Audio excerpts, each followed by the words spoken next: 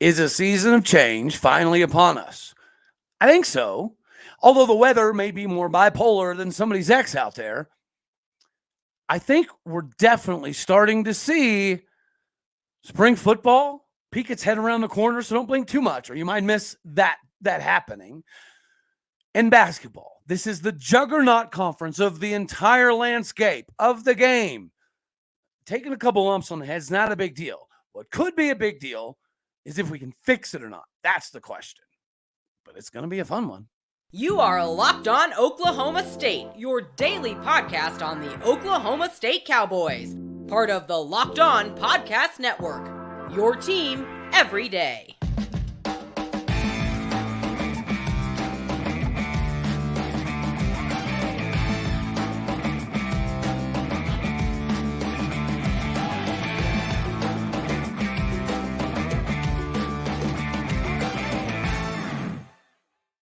Howdy, y'all, and hello, all. Welcome back to Locked On Oklahoma State, your top spot for all your cowboy and cowgirl information. My name is Cody Stovall. I want to thank you kindly for stopping by to make this your first listen here on Locked On Oklahoma State. You can find me on Twitter at Oldeo State. We're available on all of your podcasting platforms as well as YouTube. Today, we're partially brought to you by FanDuel, the official sportsbook partner of the NBA. And if you want to start it off by saying, hey, that dude looks like a giant highlighter, I got it. It may or may not be strategic. So you take that bullet out of the gun, but talking about bullets, I've got some stored up in the holster because I think we're definitely seeing the beginning of spring kind of peek its head around the corner. So now we get to be part of the analysis aspect of everything. What position battles do we have, if any? And we all know that we do. So what are some of the ideas that we could see coming into this next season? And where is it really going to take shape? So that'll be a fun thing to dive into from a position-to-position standpoint as we kind of dive into everything. And it'll be fun to look back a little bit later and see if there's any of the transitions that we thought maybe could happen, i.e., there's always typically at least a year that we have a defensive end or offensive tackle transition to tight end, or aka cowboy back for us, right? So there'll be things like that may or may not take place. That'll be fun to kind of look back on. But we all know defensively, it's going to be a fun conversation. Offensively, from a talent perspective, also, I think more fun of a conversation than people may realize. If we have the ability to piece it all together, that's always the question, right? Because talent last year wasn't an issue. Depth ended up being an issue because of injuries, but again, not necessarily in how some people perceive it. It's more about how you develop and how you get ready for the team you're playing, with that depth that you have. Because if he has to play every single snap now, then, that's something he was doing different. And he could have previously been doing scout team. And he could have previously been a beast on scout team, right? Could you imagine somebody like a Des Bryant that just happens to be stuck on scout team, or a Tay Martin? And how good of a look it's going to give your defense. You take that individual that gives that good of a look, and it's like, oh, crud, dude. Now you got to play more.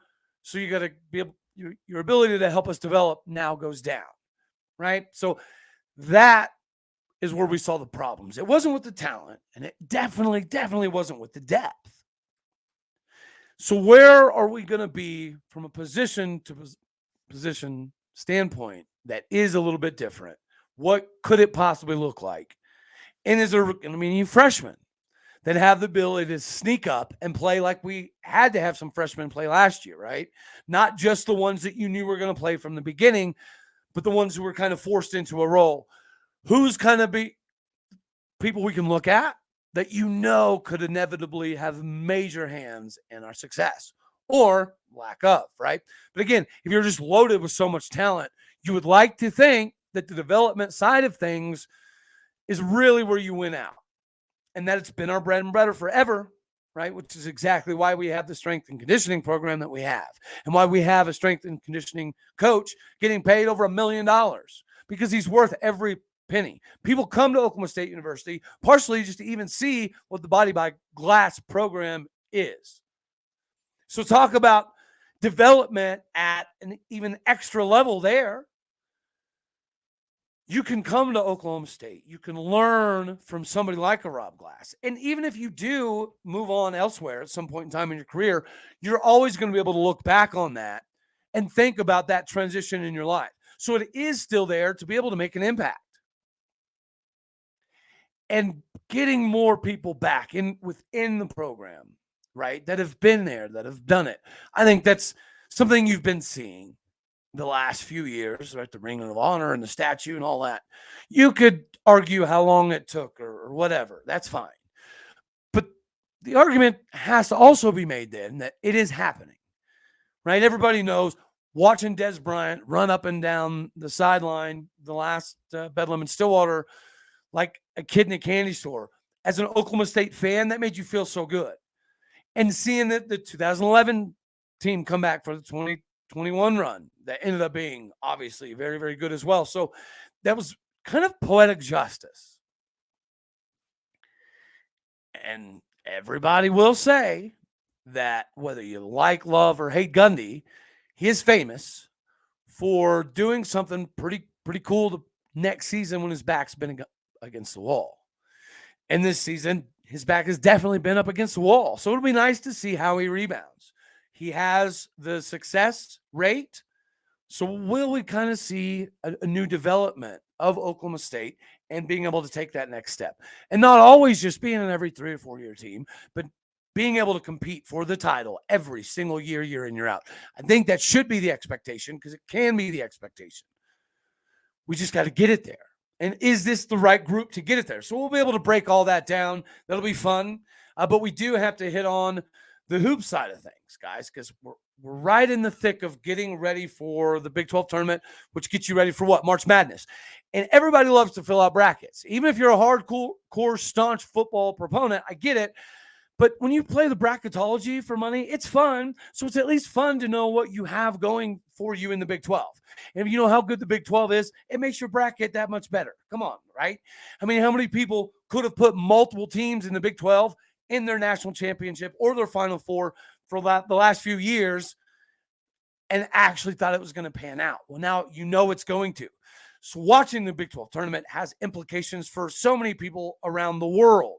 Just having a general understanding of controlling what you can control, right? So it is a lot of fun. But we do have to talk about FanDuel, ladies and gentlemen. You already know FanDuel right now is the only thing you're going to need. Here we are midway season for the NBA, and it's the perfect time to download FanDuel, America's #1 sports book. Because right now, new customers can all get the no sweat first bet.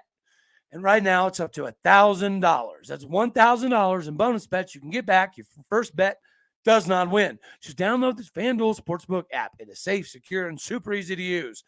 Then you can bet on everything from money lines, point scores, point spreads, who's going to drain threes. It gives you a lot of opportunities there to maximize your capabilities. So again, FanDuel even lets you combine things for bigger chances with the same-day parlays. Parlay your way into bigger legs and more money if you so choose, but don't miss your chance to get in on the no sweat first bet up to $1,000 in bonus bets when you go to FanDuel.com/lockedon. Again, that is FanDuel.com/lockedon. Go there now to learn more. Make every moment matter more with FanDuel, the official sports betting partner of the NBA. So basketball, we're okay. We're okay right now. We've had discussions already, right, about where the Avery Anderson loss was going to be felt the most. Yes, he's given, an additional 10 to 12 points a game for the most part, but I think we know it goes beyond that, right? We knew that the main thing was going to be defensively, because with him on the floor, Avery Anderson is our best on-ball defender. He can get up in your grill and he can stay there 24/7 all game. And as long as he doesn't get in foul trouble, he's going to be a problem. And then you add C5, which is Caleb Asbury. Whenever he jumps on the court, now you have two of the premier on-ball defenders in the league that can also, set you up for different opportunities offensively as well. Avery Anderson's very good, the dishing and dunking it off thing. Dumping it off to the open man, whether it be three, whether it be Musa, whether it be Kalib Boone, whether it be even Tyreek Smith. He's really good at getting in the lane, clogging it up defensively, and allowing offensive abilities elsewhere. And then Caleb Asbury, really good 3-and-D guy. He's going to put maximum effort into your defensive end. He's going to be able to push up on the guy and play very aggressively because, again, even if he does get passed, if Avery Anderson or Caleb Asbury do get passed up, it's Musa Cisse and Kalib Boone. So, it's not a big deal. But now we lose a lot of that. So now Caleb Asbury has to be that on-ball guy. But Caleb Asbury's not necessarily been used to putting in 25, 35 minutes. So it's another role for him. And if you look, guys, we're still putting up decent points. It's the defensive side. We went from a top 5 defensive team in America all year to outside the top 30, it appears, in just the last couple games. Now, this last game, West Virginia, it's the first time we've got boat raced in weeks.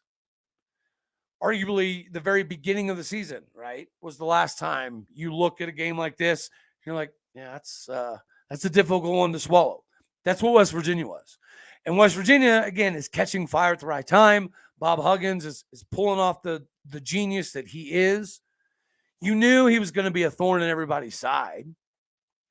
But you'd also heard the rumblings, I guess you could say, going around that maybe Bob Huggins has lost his fastball. Maybe not. Maybe it just took old Huggy Bear a little bit of extra time to understand where he was at with his roster and how he could turn it to where they could all be productive simultaneously.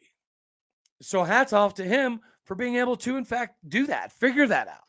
Because that takes a lot of ability, takes a lot of effort, takes a lot of work. But he's the guy pulling it off. It's not even the Press Virginia days stuff, right? That was so much fun to watch. It's a different way. It's a different way. So we've seen Bob Huggins adapt his game. And whether it be begrudgingly or not, we don't know. But nonetheless, he's found ways to figure it out. So now it's like, is West Virginia that team at 8 that you just have to find a way to get in? What if they fall to 9?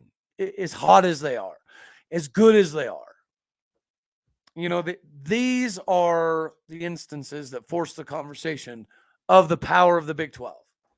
Unlike in football, where you can you can see visibly, right? The bottom half of the SEC, bottom half of the Big 10, bottom half of whoever else you want to name other than the Big 12, regardless of how people want to paint it. Yeah, we I guess even in the Big 12, you don't have your Ohio States and your Michigans and your Bamas and your Georgias. You don't. That's fair.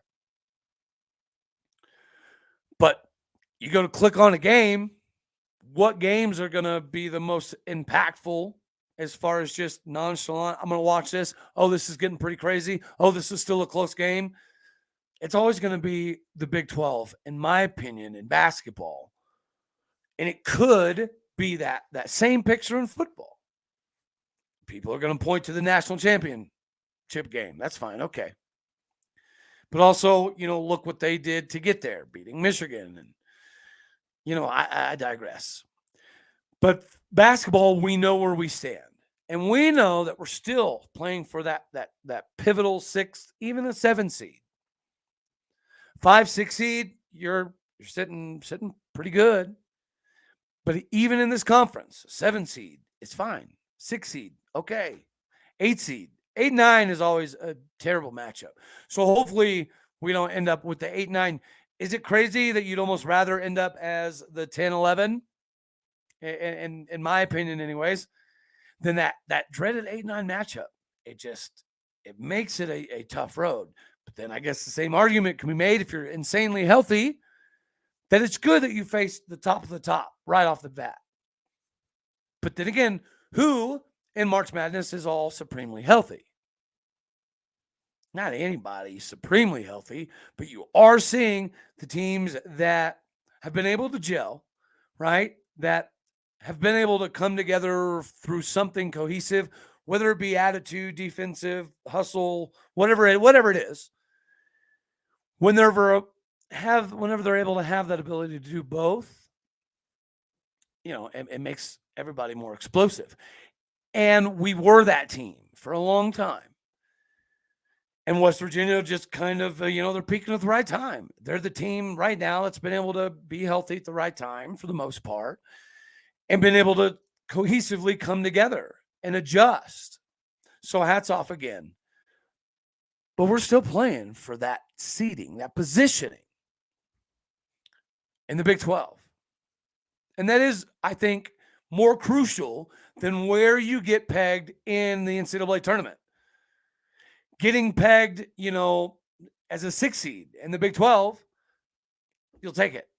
It doesn't even matter if you're the 9, 8, 10 seed from there on out, because you're more prepared if you're healthy. So in basketball, kind of maybe like football could be, health is now becoming of paramount importance.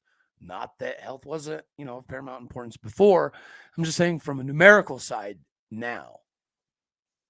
I mean, football, you think you'd have a bigger advantage because of the not limitless, but much, much, much, much less constraints on the size of the football team you can have. So you're bound now to get a lot more of those diamonds in the rough than previously you maybe had to get, per se. So there's a lot of good things that are happening for football, and it's good that we're going to be relevant. I firmly believe that. In a large, massive portion of the game. Coaching is going to be a fun one to pay attention to, of course. So that'll also be part of the discussion. I just don't want people to lose sight or lose, the sense to keep showing up and showing out for these Cowboy basketball fellers, because they're good. Now they just got to figure out a way defensively to adjust without having Avery Anderson. It's fool's gold if you think they were just going to be able to fix it overnight. I mean, a game in the Hilton Coliseum against Iowa State was a fun one, and it was a big one. I thought maybe that was going to be a little bit of a stumbling block. KU, typically we play well at home. So you thought maybe, that could go different. But, lost to TCU. That wasn't fun. Lost to West Virginia and Morgantown. That was definitely not fun. That one hurt the heart a little bit. So it does make you kind of go over, are we going to be able to fine-tune this thing just in a matter of days? Because the Big 12 tournament's going to be upon us pretty daggone quick, y'all. Which obviously means the NCAA tournament, it's going to be right after that. So again, unlike maybe the weather, you do know that the college basketball March Madness stuff is coming, which also means you've got some football stuff. And we're in a position where we don't have the benefit of, your Spencer Sanders and your Dominique. So we're going to have to go over everything. And it's going to be a lot of fun. I think that's going to be a blast. And seeing how people evolve through spring, into fall, through camp, academically, the whole 9 yards, it's always a fun process. Who gains the most, right? Who has that next leap of maturity, whether it be from a field perspective or a film room perspective, or they just understand, what the offense or the defense is specifically trying to do to them instead of just around them. That's the thing, guys. There's always different layers, right? There's always so many different layers of the game, regardless of what sport you're talking about, for these athletes, for these coaches.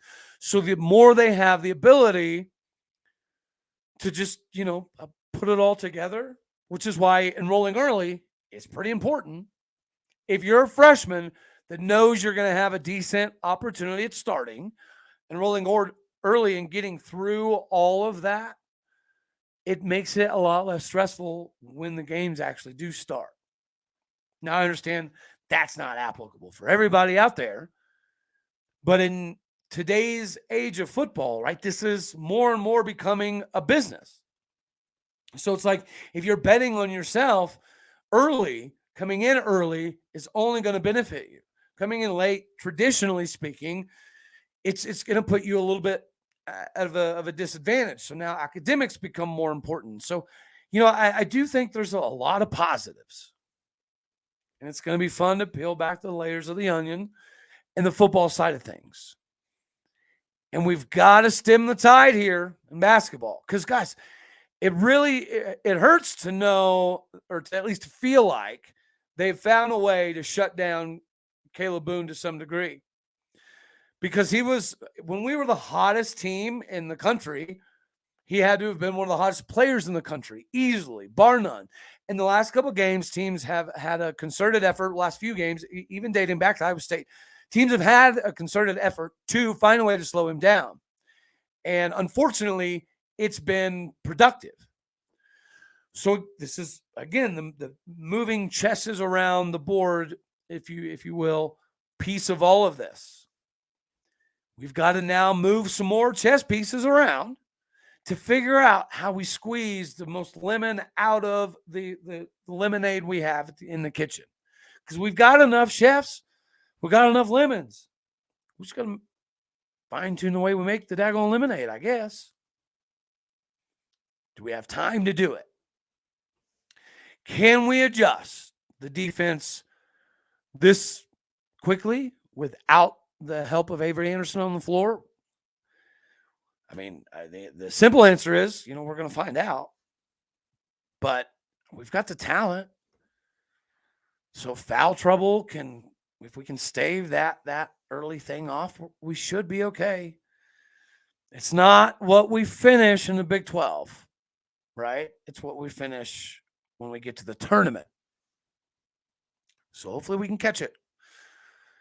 That's all we got for this one. We do have a lot more to cover. Obviously, women's basketball is cruising. They have an opportunity to win 6 straight now. So they've kind of taken the place that the men did for so long. And now they can win 6 in a row. And they can make a major stab at the Big 12. So it's just an exciting time. We know how good softball has been. Baseball, finally, right? They combined for a bunch of pitchers to throw a team no-no, starting with somebody who made his debut from transferring out from BYU last season. He comes in and, he pitches 5 1/3 innings, and he allows us to kind of piece some more pitchers together. So we've got a lot more to talk about, whether it be that performance of Jansen Kiesel or anybody else that helped us. I think it's an exciting time to be a fan. And it's an exciting time to be a fan of football among all else. But we've got a lot to cover, so I can't wait to get to it. So we're going to do that. As always, I love you all. Until the next one, God bless. Go Pokes. Thank you for tuning in and making this your first listen here on Locked On Oklahoma State. All righty, guys. Later.